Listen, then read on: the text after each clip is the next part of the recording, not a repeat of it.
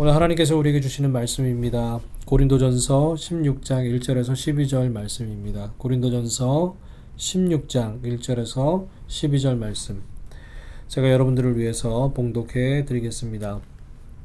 성도를 위하는 연보에 관하여는 내가 갈라디아 교회들에게 명한 것 같이 너희도 그렇게 하라.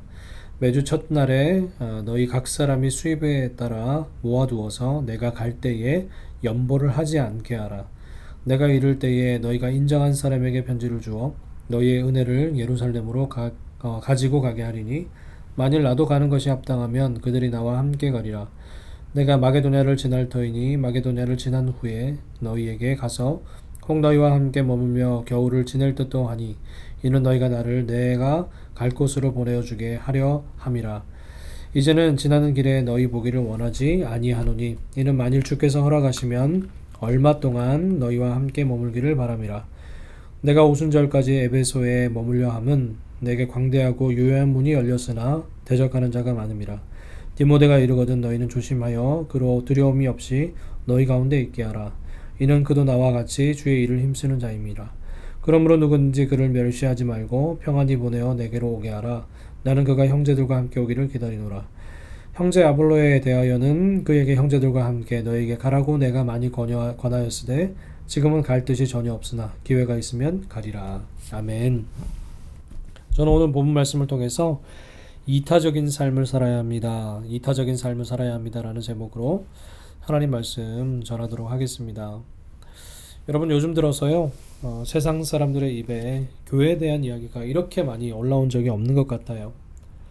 한국 뉴스를 보면요 온통 교회와 코로나 바이러스의 연관성에 대해서 참 많은 이야기를 해요.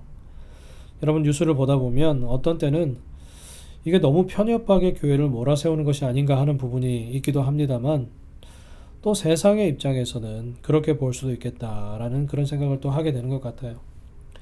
여러분 미국 내에서도요 저명한 한 리서치 기관이 있습니다. 바나 그룹이라고 있는데요. 그 그룹에서 세상 사람들이 기독교를 바라보는 시각에 대한 그런 조사를 한 적이 있어요. 그래 미국 성인의 한 30%만 기독교 복음주의에 대해서 긍정적이고요. 나머지 70%는 그 부정적이거나 관심이 없다는 통계가 나왔다는 거예요. 여러분 그 부정적인 의견 중에서 대다수가 하는 이야기가 있습니다. 예수 그리스도는 좋아하는데 그리스도인은 좋아하지 않는다는 겁니다. 왜 그렇게 대답을 했을까? 그리스도인들의 행위가요 세상 속에서 예수 그리스도의 행위를 반영하지 않는다는 그 이유 때문에 그렇대요. 여러분 물론 이런 세상이 이런 이야기를 할 때 우리가 그리스도인으로서 반박할 수 있는 근거가 얼마나 많겠습니까? 역사적으로 기독교인들이 세상을 섬기기 위해서 병원과 고아원과 학교나 그리고 구호단체 그런 재단들을 얼마나 많이 만들었어요. 그리고 사람들을 섬기고 도왔단 말이죠. 그리고 예수님의 사랑의 증인이 되기 위해서 얼마나 많은 사람들이 어려운 사람들을 지금도 섬기고 있습니까? 그럼에도 불구하고 세상 사람들이 자신과 가까운 곳에 있는 그리스도인들에 대해서 또 그 사람들에 대해서는요 엄격한 기준과 시선으로 바라보기 때문에 그렇습니다.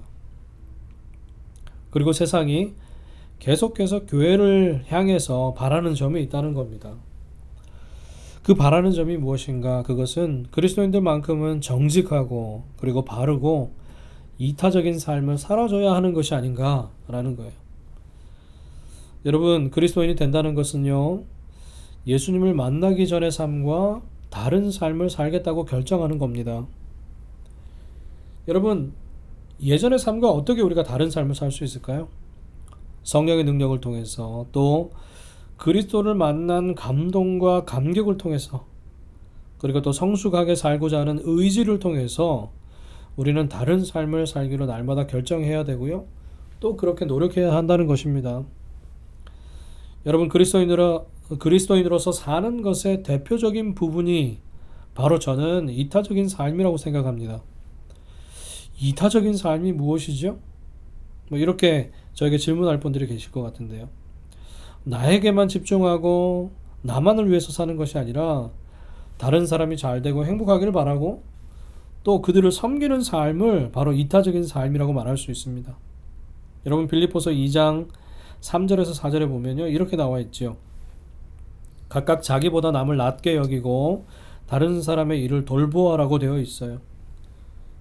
그리고 2장 5절에 보면 그것이 종의 모습으로 섬기신 예수 그리스도의 마음이라고 말씀하고 있습니다. 여러분 오늘 본문을요, 이러한 관점에서 봐야 한다는 겁니다. 오늘 본문의 말씀은 연보에 대한 것이라고 이렇게 되어 있어요. 헌금이죠. 그래서 헌금을 잘해야 한다, 여러분 그런 의미로만 생각해서는 안 되는 거죠. 바로 오늘 본문이 우리가 가르쳐 주는 것은요, 이타적인 삶이 무엇인지를 가르쳐 주고 있다는 겁니다. 그래서 오늘 본문이 1절부터 12절까지인데 저는 오늘 1절부터 3절까지만 가지고 여러분과 함께 나누고자 합니다. 여러분 1절 말씀 한번 보면요, 이렇게 시작하고 있죠. 성도를 위하는 연보에 관하여는 이라고 시작합니다. 여러분 여기서 말하는 성도가 누구일까요? 여기서 말하는 성도는요, 예루살렘의 그 가난한 성도들을 말하는 거예요. 당시 예루살렘의 그 교회, 예루살렘 교회의 성도들이 그들이 당면한 일들이 있어요. 그 당시에 경제 불황으로 인해서 심한 기근이 그들 가운데 있었습니다. 그리고 또 한 가지는 유대 사회로부터 핍박을 받습니다. 유대인으로서 예수 그리스도를 믿고 그들이 인정하는 메시아, 인정하지 않는 그 메시아를 예수 그리스도를 메시아라고 인정하기 때문에 핍박받을 수밖에 없죠. 고통 중에 있습니다. 그래서 바울이 갈라디아의 교회들과 또 마게도냐 지방에 있는 교회들, 그리고 고린도 교회에게 함께 그들에게 그들을 구제하자고, 예루살렘 교회를 구제하자고 외칩니다. 그리고 구체적으로 방법을 가르쳐 주죠. 여러분 바울이 왜 이렇게 나서서 구제를 요청하고 있을까요? 로마서 15장 26절 27절에 이렇게 말씀하고 있습니다. 이는 마게도냐와 아가야 사람들이 예루살렘 성도 중 가난한 자들을 위하여 기쁘게 얼마를 연보하였습니다. 저희가 기뻐서 하였거니와 또한 저희는 그들에게 빚진 자니 만일 이방인들이 그들의 영적인 것을 나눠 가졌으면 육적인 것으로 그들을 섬기는 것이 마땅하니라. 여러분 이 말씀을 통해서 바울이 주장하는 것은요, 바울이 예루살렘 교회나 이방인 교회들이 운명 공동체라는 거예요. 그러니까 복음이 예루살렘 교회로부터 시작이 되었고요, 그 복음을 뒤늦게 받은 이방인들, 그 이방인들에게는 예루살렘 교회가 축복의 통로가 되었다는 거죠. 그래서 축복의 통로가 된 모교인 예루살렘 교회가 어려울 때 함께 돕는 것이 마땅하다고 이야기하는 겁니다. 그래서 바울은 믿는 자들이라면, 신자들이라면, 그리스도인들이라면 이렇게 어려운 자들을 돕고 섬기는 것이 마땅하다, 그런 당위성에 대해서 내포하고 말씀하고 있다는 거예요. 여러분 저희 교회에서도 다른 사람들이 모르게 어려운 분들을 돕는 분들이, 섬기는 분들이 많이 있다는 것을 제가 잘 압니다.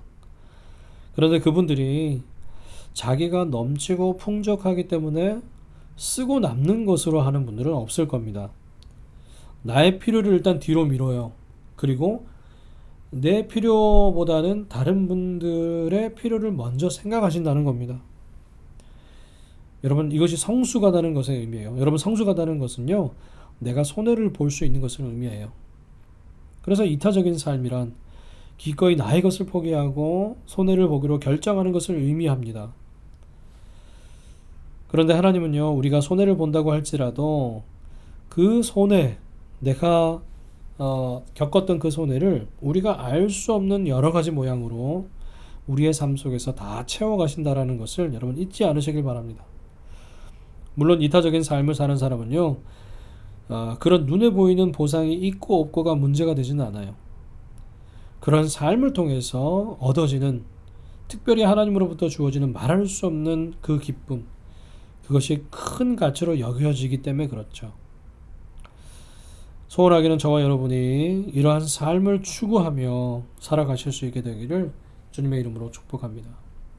여러분 2절 말씀을 함께 보겠는데요, 2절 말씀 이렇게 시작하고 있습니다. 매주 첫날에 너희 각 사람이 수입에 따라 모아두어서 내가 갈 때에 연보를 하지 않게 하라. 어떻게 구제하는 헌금을 할 것인가 바울이 구체적으로 가르쳐주고 있는데요, 여기서 말하는 매주 첫날, 그래서 오늘날로 말하자면 오늘의 주일입니다. 오늘날의 주일이에요. 그래서 각 사람이 수입에 따라, 이 말씀은요, 각 사람의 형편에 따라 하라는 겁니다. 각 사람의 형편에 따라서 하나님께서 감동을 주시는 대로 가감없이 하라는 내용이에요. 그런데 그것을요, 여러분, 모아두라는 겁니다. 즉흥적으로 하는 것이 아니고 모아두어서 저축하여 두라는 말이죠. 여러분, 2절이 강조하고 있는 것이 있어요. 그것은 구제를 하되 자발적인 헌신이 되어야 되고, 그리고 기쁘고 정성스럽게 하라는 겁니다. 여러분, 남을 돕는 헌금을 할 때도요, 즉흥적으로 할 수 있습니다. 물론 그렇죠. 그런데 즉흥적으로 하다 보면요, 충동적으로 할 때가 많다는 겁니다. 여러분, 충동적인 결정 뒤에 따라오는 것이 무엇일까요? 바로 후회가 따라오는 겁니다. 충동적인 결정 뒤에는 후회가 따라오게 되어 있어요. 여러분, 가끔 TV에서 아프리카 어린이들을 후원하자는 그런 프로그램을 보게 돼요. 그 프로그램을 보면 마음이 동합니다. 그렇죠? 저희 교회에서도 그 컴패션 후원에 대한 홍보를 많이 하잖아요. 어린이들의 그 사정을 듣고 또 이렇게 동영상을 보면서 우리의 마음이 뜨거워집니다. 눈물이 나는 경우가 있어요. 그래서 그때 후원을 결정하게 됩니다. 근데 어떤 분들은 그때 마음이 너무 동해서 5명 이상, 그리고 그 이상을 후원을 결정합니다. 그런데 여러분, 그것이 즉흥적으로 충동적인 결정이 아닌지 잘 살펴봐야 된다는 거예요. 왜 그렇습니까? 여러분, 그 결정 뒤에는 상당히 오랜 기간의 헌신과 책임이 따라오기 때문에 그렇습니다. 그래서 적지 않은 분들이 중간에 후원 결연을 포기하는 것을 참 많이 보게 돼요. 여러분, 그렇기 때문에 더 기도해야 되고 준비하고 구체적인 실행 방법을 잘 계획해서 헌신해야 된다는 겁니다. 여러분, 그렇지 않으면 충동적인 결정 뒤에 후회가 따라올 수 있기 때문에 그래요.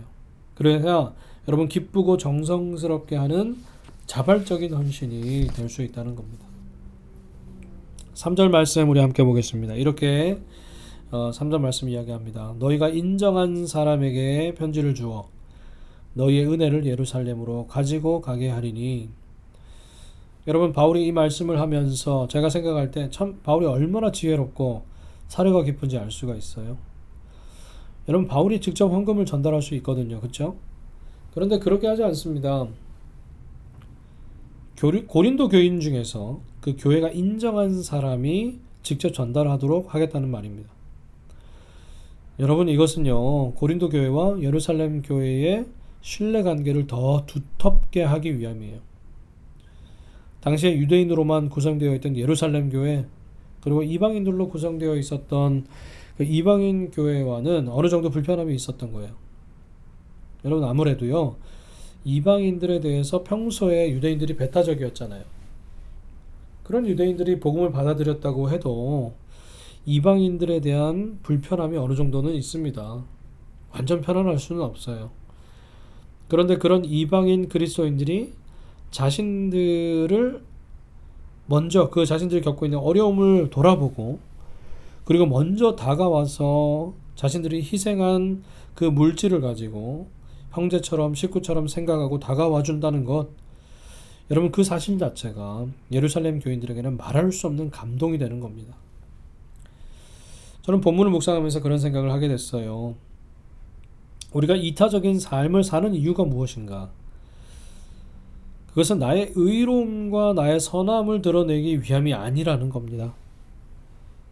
이타적인 삶을 통해서 우리가 이루는 것, 첫 번째는 무엇일까요? 그것은 주님을 드러내기 위함이라는 거예요. 바울은요, 고린도 교인들의 섬김이 예수 그리스도의 사랑으로 말미암은 것이고, 그리고 또한 그 도움을 받는 예루살렘 교인들도요, 하나님의 은혜로 말미암는 것임을 잊지 않도록 중간에서 참 매개 역할을 잘하고 있다는 생각을 하게 됐습니다. 여러분, 우리가 교회 내에서 믿는 자들 간에 어려운 사람을 돕는다거나 또 믿지 않는 자들을 도울 때도 마찬가지예요. 그 섬김과 도움이 하나님의 은혜로 말미암는다는 것을 계속 강조해야 된다는 것입니다. 여러분, 사람의 본성은 어쩔 수가 없는데요, 우리의 손으로 한 일을 드러내고 싶은 것이 사람의 본성입니다. 그런데 하나님이 원하시는 섬김은요, 그것으로 하나님의 영광을 드러내는 것이죠. 저와 여러분이 이타적인 삶을 사는 것에 있어서도 하나님의 중심, 그리고 그것이 하나님이 영광을 받으시는 모습이 되실 수 있기를 여러분 축복합니다. 여러분, 말씀을 마무리하고자 하는데요. 진정한 그리스도인의 모습, 그 모습을 세상이 보기 시작하면요, 세상은 의문을 갖게 될 수밖에 없습니다. 그리고 그 의문으로 시작해서 그것이 그들을 변화시키는 원동력이 되기 시작합니다. 여러분, 그런 그리스도인의 모습에는 이타적인 삶이 들어가 있어요. 나 자신에게 집중되어 있는 무게중심을 다른 사람에게로 이동해 본다면 여러분, 그것이 바로 진정한 그리스도인의 모습이 된다는 것입니다. 여러분, 그런 삶을 사는 사람에게는요, 세상이 줄 수 없는 기쁨과 은혜가 있을 줄로 믿습니다. 오늘 본문을 통해서 바울이 우리들에게 도전하고 있는 이 이타적인 삶, 저와 여러분이 주님 오시는 그날까지 이러한 삶에 헌신하실 수 있기를 주님의 이름으로 축복하고, 그 삶을 통해서 우리 하나님이 영광이 되어지고 우리 하나님이 기뻐하시는 삶이 될 줄로 믿습니다.